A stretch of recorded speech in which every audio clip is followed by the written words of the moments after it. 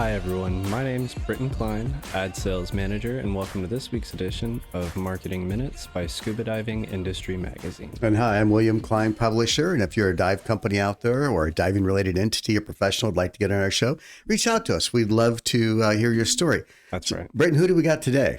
Yes, so today we have a diving industry legend, Peter Radsliff, a former marketing executive with many manufacturers and an author of a book about his experiences in the dive industry. So Peter, welcome to the show.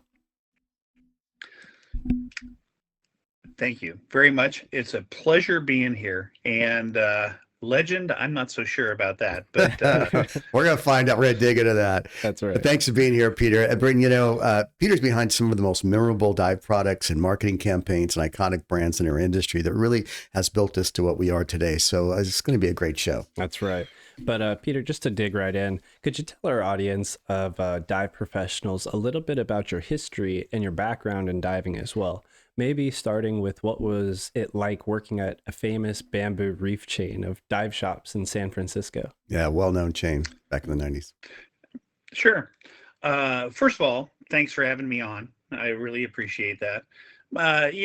Probably should start with where my journey in diving started. Like many in my day, I was enthralled by seeing Sea Hunt, Flipper, and Jacques Cousteau on TV, and all of a certain age, and was lucky enough to live right next to the Pacific Ocean in San Francisco. So my best friend and I signed up for lessons at the Bamboo Reef dive shop when we were 17, and just couldn't get enough. After getting certified, we dove every weekend in either Monterey or on the Sonoma Coast, either on our own or helping Bamboo Reef's instructors, and we quickly amassed a few hundred dives. When we weren't diving, we hung around the dive shop incessantly until one day the owner, Sal Zabidi, suggested Sal, yeah. Yeah, we should make ourselves useful and work there. So I quit my current job, actually took a 10-cent per hour pay cut to go work at the Bamboo Reef, 10 cents an hour. Oh my God, those were the days. And started my career in the diving biz. And although I probably didn't fully appreciate it at the time, Bamboo Reef was a great place to work. I gained an amazing number of skills and experience in a short amount of time while having the flexibility to pursue my college degree. I learned dive shop operations, how to repair regulators, measure people for custom suits, all the normal stuff, and then how to lead dive tours and teach underwater photography. Now, didn't Sal have like 6 stores or 8 stores at the peak of his chain? Not that many. I think there were 4. I don't 4. know if there were ever 5 at the time, but there were 4. There was South Bay, East Bay, and San Francisco, and then Monterey. He bought or created the dive shop in Monterey. So, we had it was a good group of stores, and I ended up managing all of the stores, and so I was there for about 7.5 years. Probably most importantly for me was I also learned how to have a lot of fun. The Bamboo Reef was an intense community of shop employees, instructors, and customers. I made many lifelong friends there, and we still get together for lunch every few months with Sal, former store managers, and instructors. Wow. Yeah, it's fascinating. I remember the powerhouse they were back in the 90s. They were certainly just one of the unstoppable forces in retailing in our country. So let's move on to your time with Oceanic. How did that job happen? And what were some of the highlights of your work in that iconic brand back in the Bob Hollis days? As a side note, I don't know if you know, but I launched the Scuba Tour, which went on to become the Be a Diver Pool Tour that Dima bought. Okay. And in the very early years when we launched it, Bob was so kind and generous. He was one of our big sponsors for the pool, for the concept. So I have a warm spot in my heart for Oceanic and Bob. So I'd love to hear about your experience then. Sure. It's funny, as an aside with Bob, I used to think that he was like a tremendously difficult guy to work for, even though I loved him and everything, but he was hard to work for until I went forward in my career, which we'll get into a little bit later, and realized he was actually a super nice guy. I just didn't have the experience to know otherwise. But for me, after I completed my college degree, Oceanic called me in to interview. I didn't know it until 2 years later, but a close friend of mine who used to be a Bamboo Reef manager but worked for Bob as a general manager, he recommended to Bob to hire me. But as far as I knew, you graduated from college, companies called you and you went. Easy peasy. Right. How naive and absolutely lucky I was. Unbelievable. But what I learned was that the sales and product knowledge I gained at Bamboo Reef were critical to being hired at Oceanic.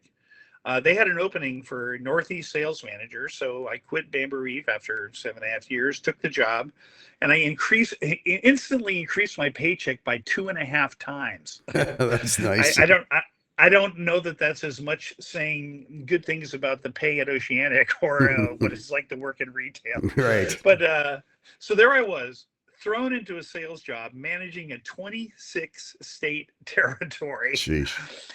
And in fact, my parents gave me a Sergio Valenti fake alligator briefcase for my first sales job. And oh my God, every dive owner in around the country must have thought I was the biggest rube walking in there. And what was And what was Oceanic's gross sales back then?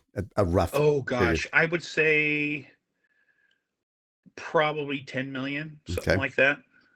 Yeah. Um, so, I found that this little local San Francisco kid, just went national. I did a lot of traveling. I met legendary store owners from all over the country, became friends with Evelyn Dudas from Dudas's Diving Duds in Westchester, Pennsylvania, the legendary Arnie Post from Richard's Aqualung Center in New York City, Bruce Hootman from Undersea Scuba in Villa Park, Illinois, and just so many more Do, people, do, just the greatest do you remember a folks. shop down in Yorba Linda called Aqualung Center by Don That's Himes? down.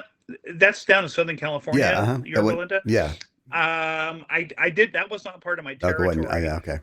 I do remember the name, but Yeah. I didn't know the personalities I there. was the dive shop manager at 16 there. Ah, So very perfect. yeah. Perfect. So funny. So great. The killer was I didn't really enjoy sales. I wanted to work on design and development of oceanic products. In fact, I quickly found out that I didn't feel better as a human being if I made a huge sale, and I didn't feel worse as a human being if I lost a big sale. Mm. And then I realized you need to not be in sales. Right. More of the product side. Right. Yeah. So luckily, my immediate boss, Oceanic sales director, wanted to be an outside sales rep. So he took my territory, and Bob created a new position of product manager for me. And just about that time, Bob had hired Patricia McKinney away from Blue Water Wetsuits to develop its own wetsuit lines and help orient Oceanic's products and marketing to better address the female market. Hmm. Up to then, I didn't know Pat, but I knew of her famous first husband, Jack McKinney, former editor of Skin Diver Magazine and Right. renowned underwater cinematographer. And I'm sure you, like me, read all of his editorial columns every Mhm. month in the magazine. So, so that was pretty cool. As product manager, I worked really closely with Pat and our engineering team and ultimately we expanded our products to include every category except tanks. Wow. But it was because of my knowledge of dive shop operations. I developed a lot of training and product support materials designed to help our customers be more successful selling oceanic gear. So that was something that I think helped me quite a bit. And then, kind of amazingly, Pat left the company, and Bob offered me the position of director of marketing, even though I only had one marketing and one advertising class in my program at school. And then later on, I was promoted to vice president of marketing, and which I kept that position until I finally left after 10 years at the company. Wow. Wow. I mean, that's amazing. Um, just to shift gears just a little bit, Alex Patterson at Deep Blue Adventures launched recently a new nonprofit called Dive Industry Young Professionals, a group that I'm Great. actually a part of. But young or old, what advice would you have for the others out there just looking to get into the dive industry? Good question. Well, let's see. What's important for them to know is that just being a diver isn't what will fuel your career. I mean, unless it's a full-time instructor or something. But I received an interdisciplinary bachelor's degree in design and marketing, and was intensely excited about product development. I became a competent draftsman, a skilled photographer, a capable writer, and a decent graphic designer, and ultimately a professional marketing guy. I acquired all those skills either as part of my degree program or on my own, or on the job by volunteering for additional work that needed to be done. Plus, I was a voracious learner. Um, in fact, people looked at me at Oceanic and said, "Why are you killing yourself on nights and weekends to do this or that?" It's because, I needed to keep upping my skills. First of all, it was fun. There was a level of fun about it. Mhm. Second, I probably had no life outside of work. That's not true at all. Um, but I was lucky that those skills were really helpful. First to sell the products, and then design and develop, and then ultimately market Oceanic's dive equipment, allowing me to bring more value to my position. In fact, one of my most memorable tasks was being deeply involved inside the team that created the world's first air integrated dive computers, the Datamaster and Datamax series. Wow. I used my design skills to help create the display layouts, which formed the usability of the computers. I used my writing, illustration, and graphic design skills to write and produce all the computer instruction manuals.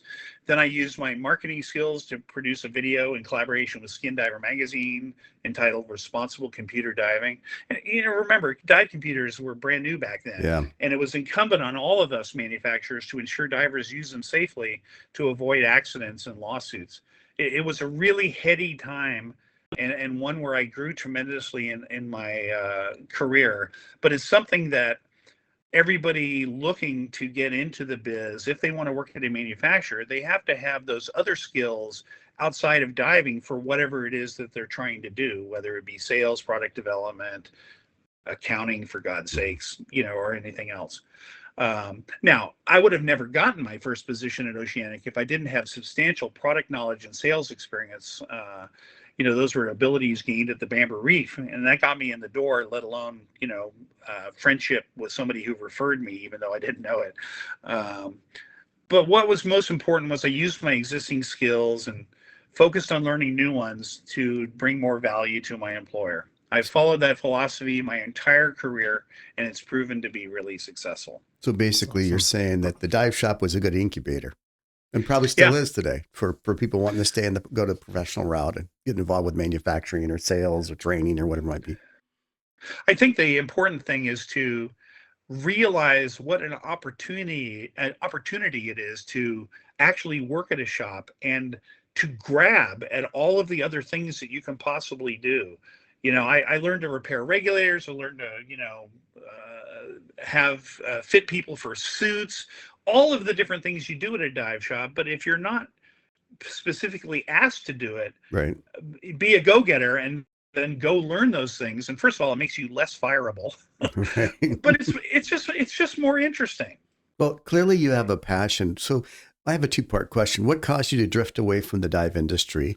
And how does the book you wrote, your memoirs, fit into the whole picture of Peter's dive journey?